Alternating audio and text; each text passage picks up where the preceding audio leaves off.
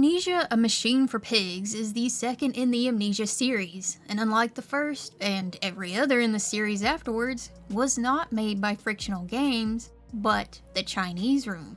This is probably why A Machine for Pigs plays a little differently than The Dark Descent.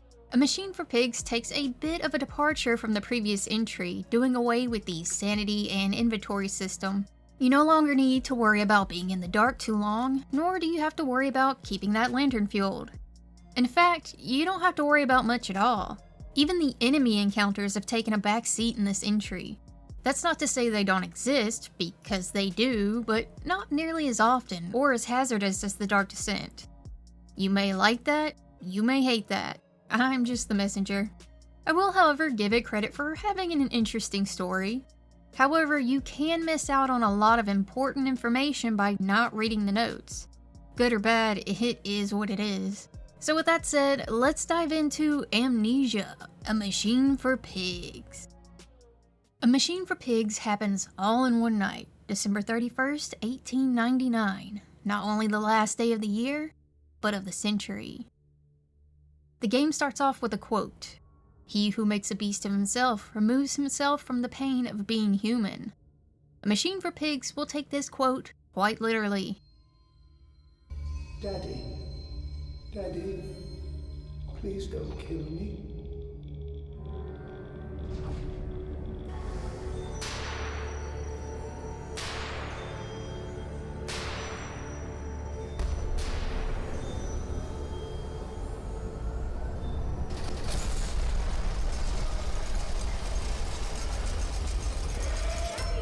This intro tells us we're dealing with a father, guilt, death, and a machine. In a callback to Dark Descent, our main character, aka Oswald Mandus, wakes up next to a spilled bottle of red wine. We're already greeted with the sight of a caged bed, a curious thing which makes you wonder, what were they meant to keep out? Or in? And as Oswald gathers his bearings and steps out of his room, we can see this is a rather opulent mansion. Though it is clearly haunted by the man's memories, as we hear a ghostly call of children urging Oswald to find them. Papa, this way. That'll be his goal for a large portion of this night, and along the way he will encounter notes, memories, phone calls, and recorded messages that will inform us and himself of the real story that led up to this point. Speaking of memories, one of the first we can experience is of his wife, who we can assume died giving birth to twin boys, Edwin and Enoch. I lived long enough to see Edwin, but not Enoch. I will take care of them, my love. I promise you this. It's a tragedy to be sure, and we can also assume it's affected Oswald to a great degree. But to what end, we'll have to find out. Venturing into the attic, Oswald will find a lantern to provide some light in the darkened corners of his journey. As he navigates the attic, he'll see visions of his children just out of the corner of his eye, as if they're playing a creepy game of hide-and-seek with him. And as he descends to the lower floor, amongst the gratuitous number of paintings, he'll find a phonograph with a recording. You don't mind if I record this, do you? I find it most useful. The recording takes place between him and who we only know as Professor. There isn't too much to glean from this one, other than the Professor was sent from the Ministry because of some concern. That they have concerns. Further recordings and notes in this area will elaborate on the Professor's presence, at least according to Oswald. He indeed believes the Professor was sent not to ascertain his mental stability after the loss of his wife and the sinking of his fortune into the automation of his company, but to spy on him and his works. He backs this up with the knowledge that the Professor was a person used to investigate murders and crimes, which could mean he is correct. However, he knows to refuse his visit would make those that sent him even more suspicious, so he begrudgingly entertains the man. A great commotion happens while Mandus explores, signaling something is happening underfoot, and it's sure to be bad news.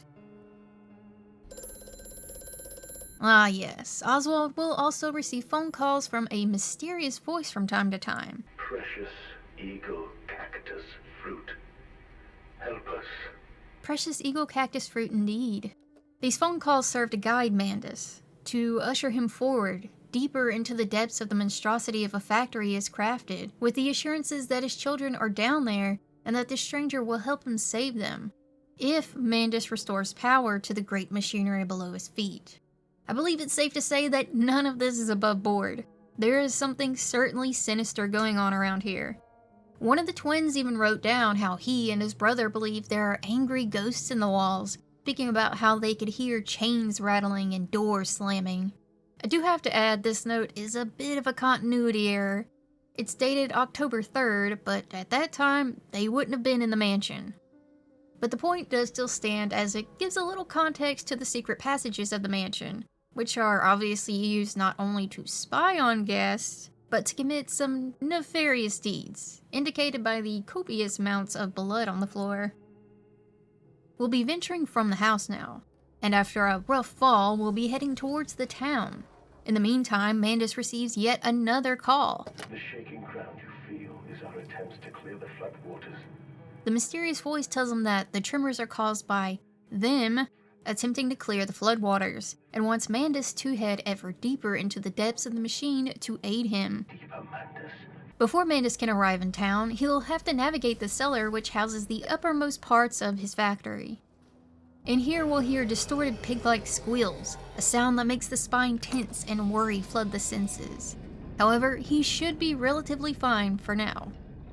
Close to the exit of this area, he'll find another phonograph that mentions dead temples in the jungle. Why not then simply die in that jungle amongst those dead temples? There have been mentions of Mandus' trip to Mexico. I must say, my dear man, you look awful. Yes, I seem to have picked up something rather nasty in Mexico. And models of Aztec temples around his house. Putting two and two together, we can guess Mandus paid a visit to these temples after his wife passed and his troubles with money arose. But that is just the very tip of the iceberg. Past the bulkhead, we'll be out of the cellar. A map of sorts will be displayed on the wall in this room. It shows every section Mandus will have to navigate, from the ground level buildings to deep below the surface, where the inn lies. Out and about on the town streets, it's late and all the other residents are nestled in their beds, unaware of the men skulking around. To be sure, some wouldn't look kindly upon them if they were to see him, for it seems there's a boycott of Mandus' factory due to the stench of swine in their streets. I can't blame them. I know what a hog farm smells like and it's f***ing rank, so I can only imagine what a pork processing factory would smell like. Eventually Mandus will make it to the chapel, where once it was full to the brim with those Mandus provided for due to his charity, it lies empty and cold now. No worshippers to warm the pews, and no priests exist to lead the flock. They have all been sent to the holding pens, all because Mandus misplaced his trust with a horrible secret.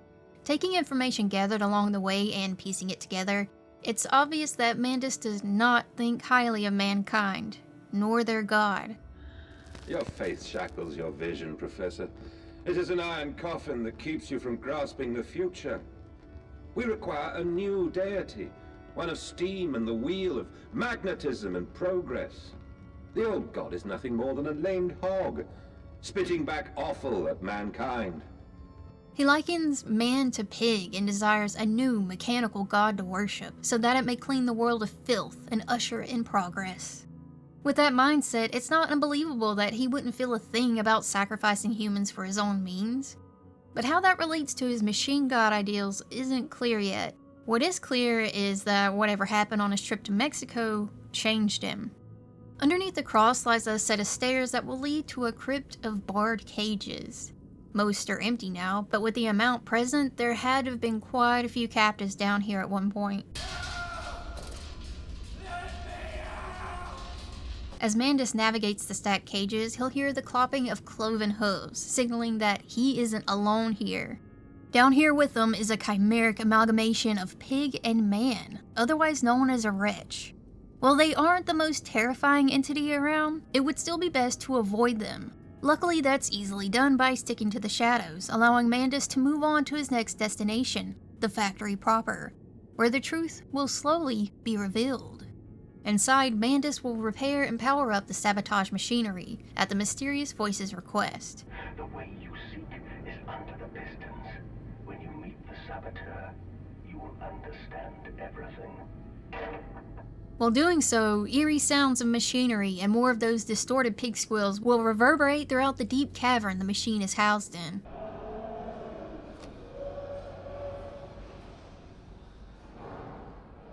Before heading to the next area, there is a particular letter Mandus can find after dropping down the coal conveyor. The crate arrived this morning, and I had it delivered directly to the workshop. The body is remarkably preserved, although there is a subtle yet nauseating stench of damp and rot. It is humanoid in shape, but has suffered severe skeletal deformity. Remnants of leather straps encase the torso, which is deformed, with evidence of substantial muscle mass and displacement. What he is I cannot tell, but I smell the orb upon him, and suspect my granduncle's presence in his curious condition. If you've played The Dark Descent, or watched my video on it, you know this was remnants of one of the Gatherers, which was created by Alexander Brennenberg, the main antagonist of that game.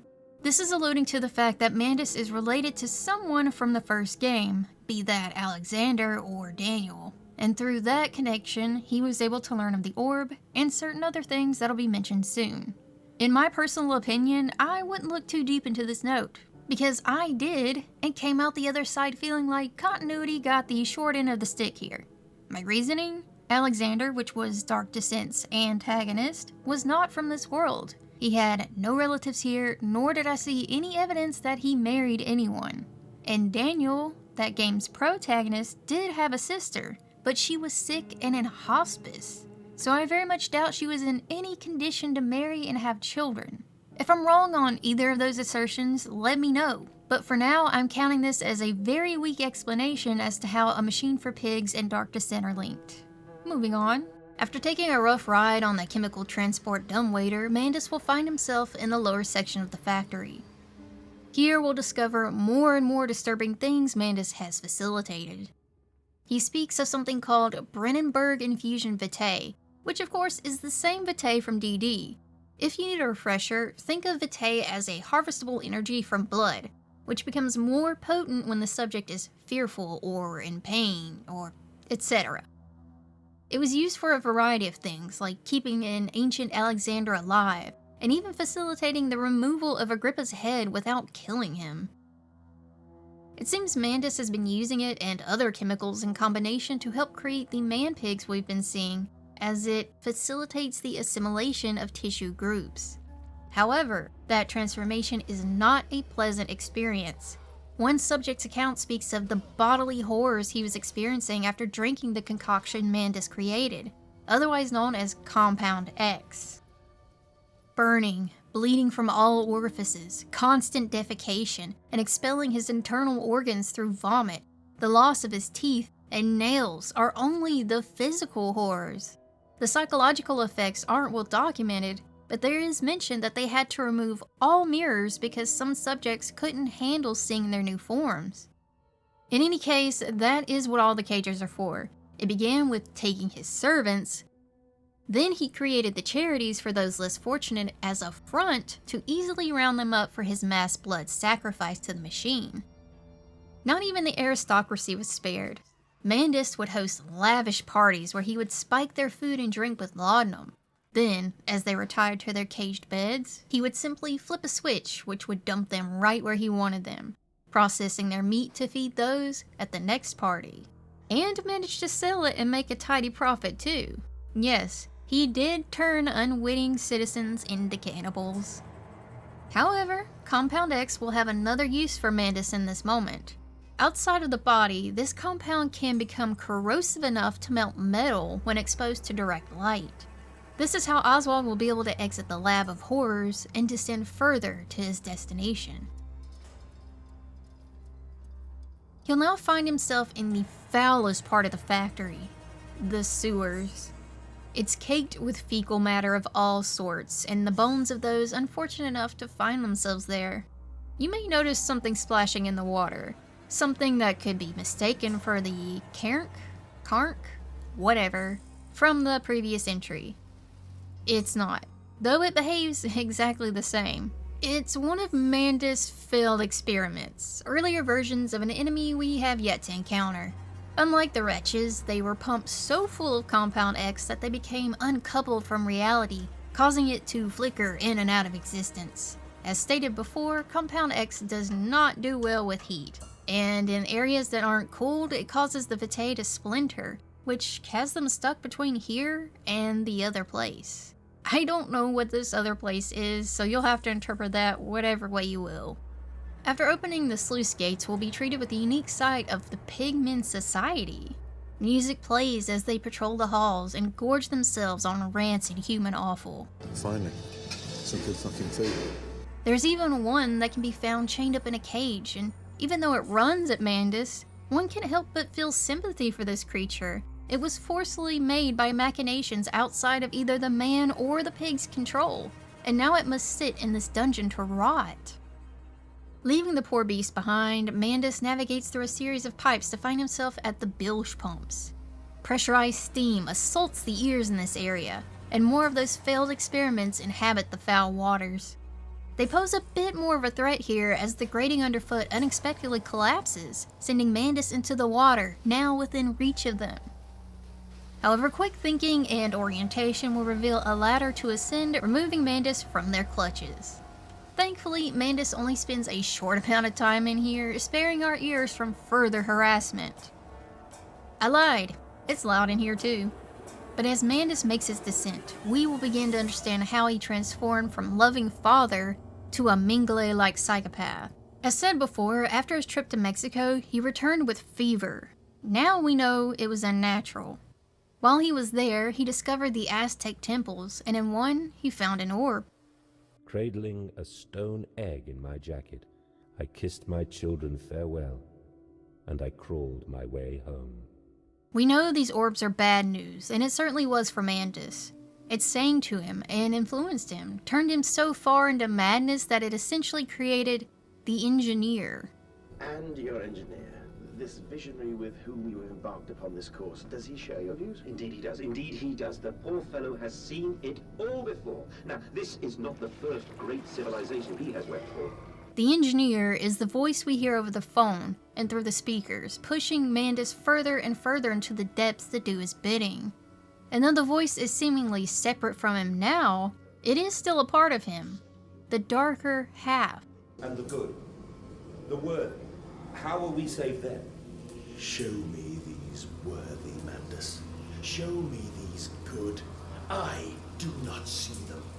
There's also an allusion to what happened to his sons that, as we suspected, are no longer alive. He speaks of freeing them from this rotten world and bringing 2 tiny skulls back and burying them under the rhododendrons. We went into the house and gathered the servants, and we set you and I on recrafting them. And then you went into the garden and buried those tiny shattered skulls alone. Now, the questions are, what exactly happened to his children, and why? And what is the ultimate goal of this Engineer? For your children, Mandus, to spare them the world you have created. For us all. An elevator at the end of these winding stairs will take Mandus to the bottom, where the control of the machine lies. Mandus lowers the rods and engages the ignition to start the machine once again. All the while, what we now know as the Engineer's voice prods him forward with the hope that he is about to save his children. Now, Mandus, set them free. Set them all free.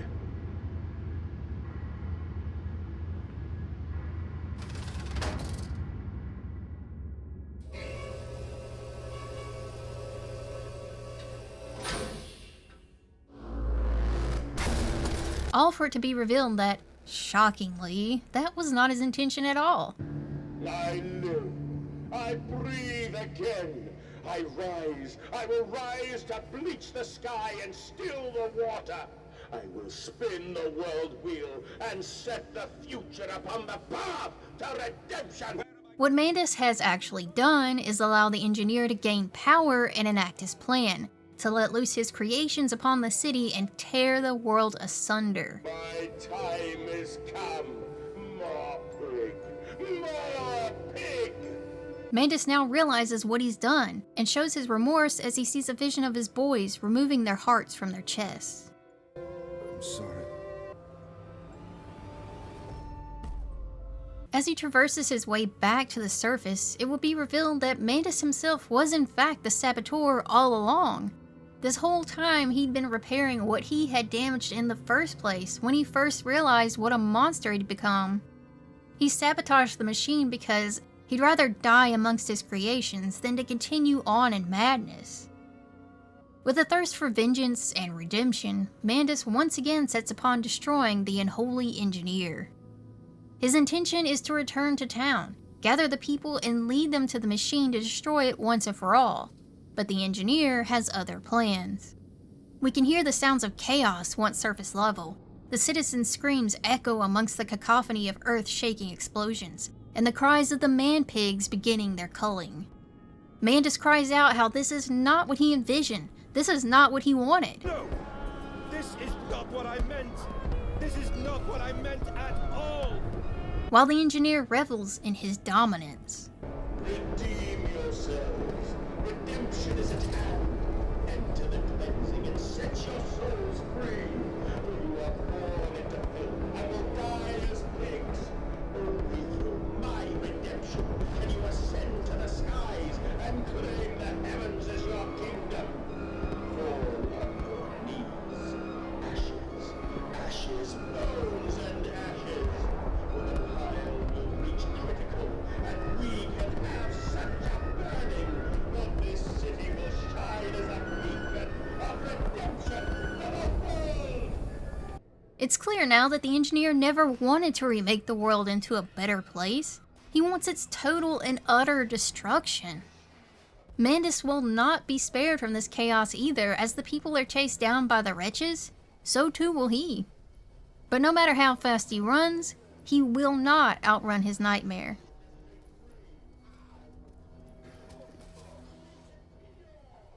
He'll wake once again, and this time must return to the depths of the factory to dismantle this insidious machine himself. After employing some satisfying destruction, Mandus will once again see a vision of his children holding out their hearts. Then will find himself walking down a canal of blood. I climb in stillness now. Blue water runs in my veins, now I am clean. I carry the knife of this factory, the bowl of this mill. I am come to collect you from your fields and your furnaces. I will gather you into the white clouds. I will gather you to me, and I will take you home. At the end of this canal is a great void with a single elevator to the center. It will take Mandus lower and lower, while the engineer speaks of his aspirations. Hear me, Mandus. My gears are adjust. My steam is built. Soon I will spill that blue water and split the egg, the atom, my soul, and there will be a very great burning that we might make the world clean. Be proud, for this is your doing. Until you steeped me in the blood of your own, I was nothing but rotten architecture. You have made me, and I will make the world anew. This can mean different things, but it all means the same thing in the end. He wants total elimination, but we knew he was unhinged already. The more surprising reveal is that the engineer did not truly come to life until Mandus steeped him in the blood of his own. When in Mexico, his children found an orb, which they called a stone egg. When Mandus touched it, he was shown a vision of the future, of his children drowning in mud and shrapnel during the First World War. This drove him to insanity, and he sacrificed his children there in the temple to spare them of this future. Your sons will drown, lungs full of mud and shrapnel on the banks of the Somme. You wanted to save them from the horror to come. It's kind of metaphorical. The sacrifice of his sons combined with the orb's influence fully awakened the darker half of himself, causing sort of a split personality within him. It was this darker half that twisted and tainted his goals of saving people from the rot of the world into full-on culling of the human race. At some point, the good half finally realized what a monster he'd become and, as said before, tried to put a stop to it. When he sabotaged the machine at first, it's said that he reached his hands to exposed wires, intending for that to be the end of the horror and himself as well. This could have been when the two personalities split, sending the engineer into the machine itself, causing it to become sentient. And supposedly, the good half managed to meander his way back to bed, and once he awakens at the beginning of the game, his memories are so hazy he doesn't remember any of it. That part doesn't make a lot of sense to me, but I don't know, maybe I'm missing something. As Mandus moves forward, we will finally encounter the Tesla pig. Unlike the wretches, there is no hiding from this enemy. Due to its unique ability to slip in and out of this world and the other, it can instantly teleport, leaving one unsure where it will appear next. It is also far more aggressive and strong, which means it only takes a couple of hits from this thing to bring Oswald's story to an end. All he can really do is run. After escaping 2 of these monstrosities, Mandus will arrive at the literal heart of the machine. Here, things become a bit more disjointed. After activating it, he will be transported again. God help me. I am lost in the dried paper soul of the world. Now he appears in front of an iron lung-like device. Mandus can see a body laying within. This could be the engineer, but I think that's only a partial truth. I believe this is just a representation of the engineer existing inside the machine, as he doesn't actually have a body of his own. He's always been a part of Mandus. As Mandus walks towards the end, the engineer will plead with him not to continue forth, spilling the truth mentioned just a moment ago, hoping that it will change his mind. I did not kill your children, Mandus. You sacrificed them on the temple steps, knowing what the coming century would do to them. And at the end of the tunnel lies a temple, and the engineer will speak on the horrors he has seen of the coming future. I have stood knee-deep in mud and bone, and filled my lungs with mustard gas. I have seen 2 brothers fall. I have lain with holy wars and copulated with the autumnal fallout. I have dug trenches for the refugees. I have murdered dissidents where the ground never thaws, and starved the masses into faith. A child's shadow burnt into the brickwork. A house of skulls in the jungle. The innocent Mandus trod and bled and gassed and starved and beaten and murdered and enslaved. This is your coming century. They will eat the Mandus. They will make pigs of you all, and they will bury their snouts into your ribs, and they will eat your hearts. But none of that sways Mandus. He ascends to the throne and prepares to sacrifice himself to the machine to join his 2 halves together and end the madness. Please, Mandus, no. For your children.